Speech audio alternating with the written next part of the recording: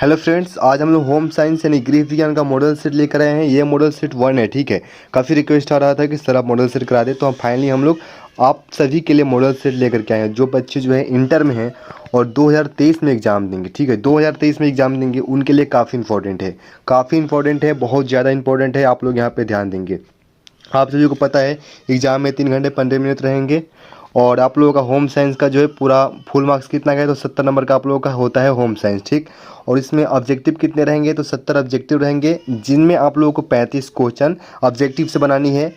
20 आप लोगों का रहेंगे 2 नंबर का क्वेश्चन और उसमें 10 बनाना है। और 5 नंबर के कितने रहेंगे क्वेश्चन, 6 रहेंगे, जिसमें आप लोगों को कितना बनाना होता है, तो आप लोगों को बनाना है सिर्फ कितने, तो सिर्फ आप लोगों के बनाने होते हैं 3।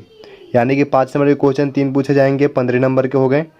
और 2 नंबर का क्वेश्चन 10 पूछ जाएंगे, यानी कि वो 20 नंबर के हो गए। आप लोग ध्यान देंगे, ठीक है। ऑब्जेक्टिव 1 नंबर का होता है, 35 ऑब्जेक्टिव, 70 ऑब्जेक्टिव रहेंगे, 35 बनाना है, 35 में 35 बनाना है, ठीक है। ये आप लोगों को ध्यान रखना है कि ऑब्जेक्टिव जो है आप लोगों का पूरा करेक्ट होना चाहिए। ये काफ़ी इंपॉर्टेंट है, ऑब्जेक्टिव पे आप लोग फोकस करें, काफ़ी इंपॉर्टेंट है। और सब्जेक्टिव पे भी आप लोगों को फोकस करना है। और ये सब जो है विद्यार्थियों के लिए निर्देश है, ये आप लोग पढ़ लेना। ये काफ़ी इंपॉर्टेंट नहीं है, उतना इंपॉर्टेंट नहीं है, हमें बताने की कोई इसकी ज़रूरत नहीं है, ठीक है। यहाँ पे आप लोग ध्यान देंगे, यहाँ पे आप लोग पढ़ लेंगे। हम लोग सिर्फ 35 क्वेश्चन को देखेंगे, ठीक है, 35 क्वेश्चन को देखेंगे। अगले वीडियो में पार्ट 2 सेट 1 सेट 2 सेट 1 है आप लोगों का मॉडल सेट का, सेट 2 सेट 3 ऐसे आता रहेगा। आप लोग ध्यान देते रहेंगे, वहाँ पे हम लोग और भी ऑब्जेक्टिव क्वेश्चन को देखते हुए चलेंगे। और आप लोगों का आज का पहला क्वेश्चन है, ध्यान देंगे, होम साइंस का मॉडल सेट 1 है। जितने भी बच्चे इंटर में हैं इस पर एग्ज़ाम देंगे, क्या करेंगे, अपने दोस्तों के साथ शेयर कर देंगे ताकि वो भी इस वीडियो को देख करके लाभ उठा सकें। आज का आप लोगों का पहला क्वेश्चन है, निम्न में से कौन गर्भावस्था की कठिनाई है। यानी कि गर्भावस्था की जो कठिनाई है ये आप लोग बताना है। आंसर पता होता है तो अपने आंसर को कमेंट बॉक्स में देते हुए चलेंगे। काफ़ी अच्छा है, आप लोगों का रिवीजन भी हो जाएगा, याद भी रहता है, तो कोई बात नहीं, वीडियो को पूरा देखें क्योंकि आप लोगों का रिवीजन हो जाएगा, यह काफ़ी इंपॉर्टेंट है। तो इसका सही आंसर आप लोग का ऑप्शन डी हो जाएगा, इनमें से सभी। यानी कि ऑप्शन वाले ध्यान देंगे, गर्भपात ऑप्शन बी है, अपरिपक्व जन्म ऑप्शन सी है, गर्भकालीन विषाक्तता। ये तीनों जो हैं ये गर्भावस्था की कठिनाइयाँ हैं, ये आप लोगों को ध्यान देनी होगी। 2 नंबर क्वेश्चन है, निम्न में से कौन मास्टर ग्रंथि है। ये काफ़ी इंपॉर्टेंट क्वेश्चन है, ये पिछली बार आप लोगों के एग्जाम में आया था कि मास्टर ग्रंथि कौन सा है, तो ये सबको पता है लगभग। पिट्यूटरी जो है ये आप लोगों का मास्टर ग्रंथि है, सभी को पता है। जिनको पता है वो कमेंट बॉक्स में जा करके कमेंट करेंगे और जिनको नहीं पता है वो भी जाके कमेंट करेंगे। आंसर को आप लोगों को करना क्या है, कमेंट बॉक्स में देते हुए चलना है। इससे जो है क्वेश्चन बहुत जल्दी याद हो जाता है। 3 नंबर क्वेश्चन है, बच्चे को पूरक आहार कितने माह के बाद से जो है देनी चाहिए, कितने माह के बाद से देनी चाहिए, ये भी लगभग सभी को पता है, लगभग 6 माह के बाद से, ठीक है। बच्चे को जो पूरक आहार है ये 6 माह के बाद से देना चाहिए, स्टार्ट कर देना चाहिए, इंपॉर्टेंट है। 4 नंबर क्वेश्चन आप लोगों का है, गर्भावस्था में रक्त में किस तत्व की कमी हो जाती है। यानी गर्भावस्था में जो होता है रक्त में किस तत्व की कमी हो जाती है, ये भी सभी को पता है। किस तत्व की कमी आ जाती है, तो ये है कैल्शियम, यानी कैल्शियम की कमी आ जाती है। ये भी क्वेश्चन आप लोग एग्जाम में पूछा था, बार बार हम आप लोगों को बता रहे हैं, ये भी क्वेश्चन आप लोग एग्जाम में पूछा था, आप लोग ध्यान देंगे। 5 नंबर क्वेश्चन है, माता का दूध। माता का दूध क्या होता है, तो यह हमेशा ताज़ा होता है, यह सभी को पता है। ऑप्शन डी सही आंसर हो जाएगा। जिनको पता नहीं है भाई रिक्वेस्ट है आप लोग वीडियो को अच्छे से देखेंगे। यानी कि माता का दूध क्या होता है, तो यह हमेशा ताज़ा होता है। ये क्वेश्चन भी काफ़ी इंपॉर्टेंट है और आप लोग एग्जाम में बार बार रिपीट करता रहता है, ये मैं आप लोगों को बार बार बता रहा हूँ। 6 नंबर क्वेश्चन, इनमें से कौन प्रसवोपरांत अवधि में माँ की प्रत्यक्ष देखभाल नहीं है। यानी कि प्रसवोपरांत अवधि जो होती है उसमें माँ का प्रत्यक्ष देखभाल कौन सा नहीं है, तो ये आप लोगों का जो हो जाएगा, क्या हो जाएगा, तो सही आंसर ऑप्शन से हो जाएगा, विश्राम एवं निंदा, ठीक है। हम चारों क्वेश्चन ऑप्शन को नहीं देखेंगे, इससे आप लोग डिस्टर्ब हो जाएंगे कि ऑप्शन ये बोले थे, नहीं, जो सही है वही बोलेंगे सीधा। ये आप लोगों के लिए सही रहेगा कि हाँ क्वेश्चन देखेंगे तो पता चल जाएगा कि हाँ यहाँ पे आंसर ये था, ठीक है। इसलिए हम डायरेक्ट आंसर को बोलते हुए चल रहे हैं। आंसर पता होता है तो आप लोग कमेंट बॉक्स में आंसर अपना देते हुए चलेंगे, ठीक है। चलिए, इसका सही आंसर विश्राम एवं निंदा जो है यह प्रत्यक्ष देखभाल बिल्कुल भी नहीं है। 7 नंबर क्वेश्चन है, कौन सा तत्व जो है विकास को प्रभावित नहीं करता है। कौन सा आप लोगों का जो तत्व है वो विकास को बिल्कुल प्रभावित नहीं करता है, तो ये जो है धन है। धन देखिए यहाँ पे है धन, ऑप्शन बी धन जो है ये विकास को प्रभावित नहीं करता है, ठीक है। और ऑप्शन डी, ये 7 नंबर क्वेश्चन था, ध्यान देंगे। ऑप्शन डी पोषण पोषण हो गया, अंतःस्रावी ग्रंथियाँ हो गया, और ऑप्शन नंबर डी है रोग एवं चोट। ये तीनों जो है, ये तीनों आप लोगों के विकास को प्रभावित करती है, लेकिन धन से जो है विकास प्रभावित नहीं होता है, ये सभी को पता है। 8 नंबर क्वेश्चन, निम्न में से कौन जो है क्रियात्मक विकास नहीं है? क्रियात्मक विकास कौन नहीं है? तो ये आप लोगों का हो गया ऑप्शन बी बोलना। देखिए बोलना क्रियात्मक विकास बिल्कुल नहीं है। यहाँ पे ऑप्शन ए सिर संभालना, ऑप्शन नंबर सी है घुटनों के बल चलना, और ऑप्शन नंबर डी आप लोगों का आता है ध्यान देंगे पकड़ना। ये तीनों आप लोगों का क्रियात्मक विकास है, लेकिन बोलना जो है क्रियात्मक विकास नहीं है। 9 नंबर क्वेश्चन है, थायराइड ग्रंथि से निकलने वाला जो हार्मोन होता है उस हार्मोन को क्या कहते हैं? देखिए इंपॉर्टेंट क्वेश्चन है, मैं बार बार रिपीट कर देता हूँ, इंपॉर्टेंट क्वेश्चन है। थायराइड ग्रंथि से जो निकलता है हार्मोन, उस हार्मोन को कहा जाता है थायरॉक्सिन। क्या कहा जाता है? तो थायरॉक्सिन कहा जाता है। ऑप्शन बी में दिया हुआ है थायरॉक्सिन जो होता है ये थायराइड ग्रंथि से निकलने वाला हार्मोन होता है, ये आप लोग ध्यान देंगे। 10 नंबर क्वेश्चन आप लोगों का है, रोग निरोधी क्षमता कितने प्रकार के होते हैं? रोग निरोधी क्षमता ये कितने प्रकार के होते हैं? तो ये 2 प्रकार के होते हैं, ये भी इंपॉर्टेंट है। ऑप्शन डी आप लोगों का सही आंसर हो जाएगा। रोग निरोधी क्षमता कितने प्रकार के होते हैं? तो 2 प्रकार के होते हैं। 11 नंबर क्वेश्चन है, अंतःस्रावी प्रणाली से संबंधित आजकल का सबसे आम रोग है। सबसे आम रोग जो है वो कौन सा है? तो ये आप लोगों का है ऑप्शन डी, यानी कि मधुमेह जो है ये अंतःस्रावी प्रणाली से संबंधित आजकल का सबसे आम रोग है। कौन सा रोग है? तो मधुमेह। ध्यान देंगे, मधुमेह जो है ये आजकल का सबसे आम रोग है। किससे? तो अंतःस्रावी प्रणाली से संबंधित। 12 नंबर क्वेश्चन आप लोगों का है, जल प्रदूषण के कारणों के लिए मुख्य रूप से निम्नलिखित में से कौन जिम्मेवार है? ठीक है, जल प्रदूषण के कारण के लिए जो है कौन जिम्मेदार है मुख्य रूप से? ठीक है, तो ये आप लोगों का हो जाएगा ऑप्शन डी। ऑप्शन डी देता है बी और सी दोनों, यानी कि ऑप्शन ए, ऑप्शन ये नहीं होगा, ऑप्शन बी तेल रिफाइनरी, ऑप्शन सी आप लोगों का है कागज़ कारखाना। ये दोनों जो है ना, ये जल प्रदूषण के कारणों के लिए मुख्य रूप से जिम्मेदार है। चलिए 13 नंबर क्वेश्चन आप लोगों का ये भी इंपॉर्टेंट है। यहाँ पे देखेंगे डीटीपी का जो पहला टीका है वो कब लगता है? ये इंपॉर्टेंट है, मैं रिपीट कर देता हूँ, ये इंपॉर्टेंट है। डीटीपी का जो पहला टीका होता है वो कब लगता है, कितने मास के बाद लगता है? तो ये लगभग आप लोगों के 1 मास के बाद लगता है। कितने मास के बाद लगता है? तो 1 मास पर ये डीटीपी का जो टीका होता है ये लगता है, ये आप लोग ध्यान देंगे। 14 नंबर क्वेश्चन है, संक्रामक रोग से तात्पर्य है, यानी कि संक्रामक रोग से तात्पर्य है, किससे तात्पर्य है ये पूछ रहा है क्वेश्चन। तो ये किससे तात्पर्य है? तो इसका आप लोगों का तात्पर्य है एक व्यक्ति से दूसरे व्यक्ति को लगना। संक्रामक रोग क्या है? तो एक व्यक्ति से दूसरे व्यक्ति को जो रोग लगता है वही संक्रामक रोग है। तो इसका तात्पर्य किससे है? तो एक व्यक्ति से दूसरे व्यक्ति को लगना, ये सही आंसर आप लोगों का हो जाएगा। 15 नंबर क्वेश्चन आप लोग का है, विकासात्मक मनोविज्ञान लाभदायक है, यानी कि विकासात्मक जो मनोविज्ञान होता है वो लाभदायक है, किसके लिए लाभदायक है? तो ये किसके लिए लाभदायक है? तो ये जो है ध्यान देंगे, ये जो है बच्चों के लिए भी लाभदायक है, अभिभावक के लिए भी लाभदायक है, और शिक्षकों के लिए भी लाभदायक है, यानी कि ये सबके लिए लाभदायक है। तो इनमें से सभी के लिए। 16 नंबर क्वेश्चन है, स्वच्छता के किस कार्य के लिए जल की अधिकतम आवश्यकता होती है? यानी कि स्वच्छता के लिए जो है किस कार्य के लिए जल की अधिकतम जो है आवश्यकता होती है? और आप लोग इसे रिक्वेस्ट कर रहे हैं, फिर से रिक्वेस्ट कर रहे हैं, चैनल पे जो नए हो चैनल को सब्सक्राइब कर लेंगे, इंपॉर्टेंट है, क्योंकि हम वीडियो अब लगातार आएगा आप लोगों के लिए, लगातार, यानी कि जितने मॉडल सेट आएंगे इंपॉर्टेंट होंगे आप लोग एग्जाम के लिए, वो सभी हम जो है आप लोगों के लगातार यहाँ पे लाते रहेंगे। तो रिक्वेस्ट है भाई लोग, आप लोग चैनल को सब्सक्राइब कर लें, ठीक है सर, सब्सक्राइब करना इंपॉर्टेंट है, सब्सक्राइब नहीं करेगा तो वीडियो नहीं मिलेगा, इसलिए आप लोग सब्सक्राइब कर लें। चलिए, तो इसका सही आंसर आप लोगों का क्या हो जाएगा? तो सही आंसर आप लोगों का हो जाएगा ऑप्शन बी, कपड़ों की धुलाई। देखिए कपड़ों की धुलाई में क्या होता है? तो जल की अधिकतम आवश्यकता होती है, ठीक है, किस में? तो कपड़ों की धुलाई में जल की जो है अधिकतम आवश्यकता होती है, काफ़ी जो जल है बर्बाद हो जाता है, ठीक है। चलिए 17 नंबर क्वेश्चन आप लोगों का है, भारतीय शिशु की औसत जन्म ऊंचाई क्या है?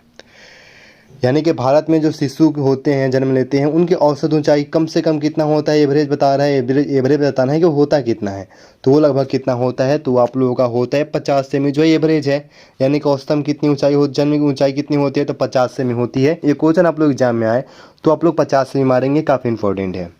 चलिए 18 नंबर क्वेश्चन है, सांकेतिक भाषा का प्रयोग होता है, सांकेतिक जो भाषा है इसका प्रयोग किसके लिए होता है?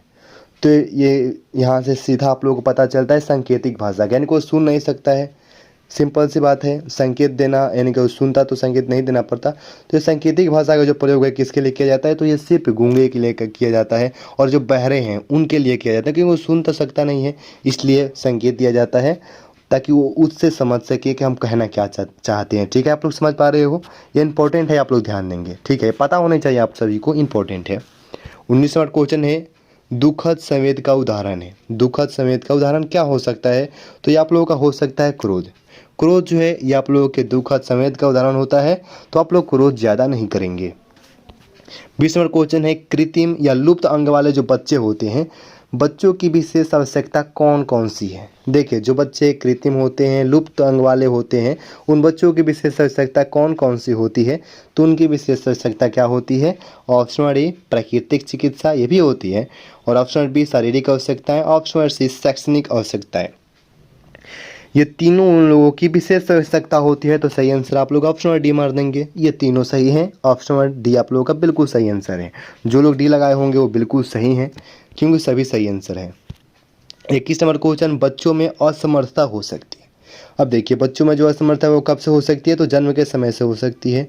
ये बिल्कुल सही आंसर असमर्थता है, जो बच्चों में असमर्थता हो सकती है, तो जन्म के समय से हो सकती है। ऑप्शन बी आप लोगों का सही आंसर होगा। चलिए 22 नंबर क्वेश्चन, सुखद संवेद का उदाहरण है। सुखद संवेद का उदाहरण क्या हो सकता है? ये आप लोग गेस करिए क्या हो सकता है। तो क्या हो सकता है? तो स्नेह जो है ये सुखद संवेद का उदाहरण हो सकता है। ये आप लोग ध्यान देंगे। ठीक है, इतना इंपॉर्टेंट है, ये उतना नहीं आएगा, लेकिन आप लोग ध्यान रखेंगे। 23 नंबर क्वेश्चन है, ICDS की स्थापना किस सन में हुई थी? ये इंपॉर्टेंट है। ICDS जो है इसकी स्थापना किस सन में हुई थी? ये इंपॉर्टेंट है। जिनको पता है वो आंसर देंगे, जिनको नहीं पता है वो देख करके आंसर देंगे, कोई बात नहीं। तो सही आंसर आप लोग का ऑप्शन हो जाएगा 1975। ICDS की स्थापना कब हुई थी भाई? तो 1975 में हुई थी। चलिए 24 नंबर क्वेश्चन, ये इंपॉर्टेंट है, किस विटामिन की कमी से बच्चों में अंगों की अस्थियां मुड़ जाती है? वाह क्या क्वेश्चन है, ये काफ़ी इंपॉर्टेंट है। देखिए, जिनको पता है वो कमेंट करेंगे, किस विटामिन की कमी से बच्चों में अंगों की अस्थियां जो है मुड़ जाती है? तो ये आप लोगों का सही आंसर क्या हो जाएगा? तो सही आंसर आप लोगों को, ये सभी को पता होता है, आप विटामिन डी की कमी से जो होता है ये अस्थियां मुड़ जाती है, इनकी कमज़ोर पड़ जाती है, इसलिए विटामिन डी जो है काफ़ी इंपॉर्टेंट है। 25 नंबर क्वेश्चन है, कार्बोहाइड्रेट का सबसे सरल रूप होता है। ये क्वेश्चन आप लोग एग्जाम में आया था कि कार्बोहाइड्रेट जो होता है उसका सबसे आप सरल रूप बताइए। तो सरल, इसका जो है सबसे सरल जो रूप होता है वो क्या होता है? तो ये ग्लूकोज होता है। क्या होता है? तो ग्लूकोज जो होता है ये कार्बोहाइड्रेट का जो है सबसे सरल रूप है। क्या है? तो ग्लूकोज। मैं बार बार रिपीट करता हूँ, ये काफ़ी इंपॉर्टेंट है भाई, इसलिए मैं बार बार रिपीट कर रहा हूँ। ठीक है, तो आप लोग ध्यान दें, ग्लूकोज जो है कार्बोहाइड्रेट का सबसे सरल रूप है, और ये आप लोग एग्जाम में बहुत बार आ चुका है, बहुत बार आ चुका है, ध्यान देंगे। 26 नंबर क्वेश्चन है, ज़्यादा ऊष्मा और शक्ति उत्पादन करने वाला पदार्थ है। कौन सा पदार्थ है जो ऊष्मा और शक्ति ज़्यादा उत्पादन करता है? तो आप लोगों का क्या होता है? तो ये कार्बोहाइड्रेट ही होता है जो ज़्यादा ऊष्मा और शक्ति उत्पादन करने वाला पदार्थ है। ठीक है, कौन? तो कार्बोहाइड्रेट। 27 नंबर क्वेश्चन, अब ज़्यादा क्वेश्चन है बच्चा है, आप लोगों से रिक्वेस्ट है कि अंत तक वीडियो को देखेंगे, क्योंकि सभी क्वेश्चन इंपॉर्टेंट है, आप लोग जाए पूछे जा चुके हैं, और पूछे जाने की जो संभावना है वो क्वेश्चन हम लोग लेकर के आए हैं। वसा निम्न पदार्थ में से किस में पाया जाता है? तो वसा जो आप लोगों का पाया जाएगा किस में पाया जाएगा? तो भाई मक्खन में पाया जाएगा। सिंपल है, मक्खन में जो क्या पाया जाएगा? वसा पाया जाएगा। ये आप लोगों का सही आंसर है। चलिए 28 नंबर क्वेश्चन है, निम्न में से कौन भोजन को पौष्टिक तत्वों से समृद्ध बनाने की विधि है? पौष्टिक तत्वों से कहाँ पे क्वेश्चन था, इनके भोजन को पौष्टिक तत्वों से समृद्ध बनाने की विधि कौन सी? तो विधि जो है ये आप लोगों का ध्यान देंगे, मिश्रण। देखिए, मिश्रण जो है खमीरीकरण, अंकुरीकरण, तत्वों को समृद्ध बनाने के, पौष्टिक बनाने के लिए वो काफ़ी इंपॉर्टेंट है। मेरे हिसाब से सभी सही होंगे। ऑप्शन नंबर ए मिश्रण, ऑप्शन नंबर बी खमीरीकरण, ऑप्शन नंबर सी अंकुरीकरण, ये जो है ये सभी सही आंसर हो जाएंगे। इसका सही आंसर क्या हो जाएगा? ऑप्शन नंबर डी सही हो जाएगा। यानी कि तीनों जो विधि हैं ये भोजन को पौष्टिक तत्वों से समृद्ध बनाने की विधि है। इसका सही आंसर ऑप्शन डी होना चाहिए, बिल्कुल डी सही आंसर होगा। चलिए 29 नंबर क्वेश्चन आप लोगों का है, वसा का स्रोत है। ध्यान देंगे आप लोग, वसा का स्रोत क्या है? तो वसा को जो आप लोगों का स्रोत होगा वो क्या होगा? तो वो होगा घी। घी जो है ये आप लोगों का वसा का स्रोत है, ये सभी को पता है, बचपन से ही पता होगा। 30 नंबर क्वेश्चन है, निम्न में से बर्तन को किससे साफ करना चाहिए? देखिए, बर्तन को जो है किससे साफ करना चाहिए?